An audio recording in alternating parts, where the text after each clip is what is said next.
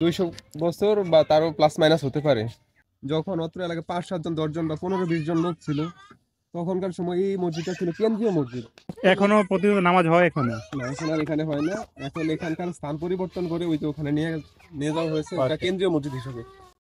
বাংলাদেশে এর চেয়ে আর ছোট মসজিদ আছে কিনা আমার জানা নেই। তবে এটি আমার দেখা সবচেয়ে ছোট মসজিদ। এই মসজিদটি চাঁদপুর জেলার মতলব উত্তর থানার ছোট হলদিয়া বাজারে অবস্থিত। এই মসজিদটি কাছ থেকে না দেখলে বোঝা যাবে না এটা আসলে কতটা ছোট।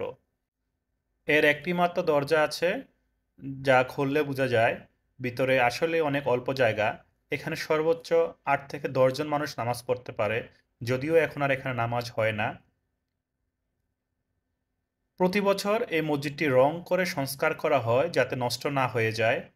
আর এর একটি মাত্র জানালা যা আপনারা এখন দেখতে পাচ্ছেন। পরবর্তীতে মুসল্লিদের সুবিধার্থে এর পাশেই আরেকটি বড় পরিসরে মসজিদ নির্মাণ করা হয়েছে, যেখানে প্রতিনিয়ত নামাজ হচ্ছে। তবে এই ২০০ বছরের পুরনো ছোট মসজিদটি স্মৃতি হিসেবে রেখে দেওয়া হয়েছে।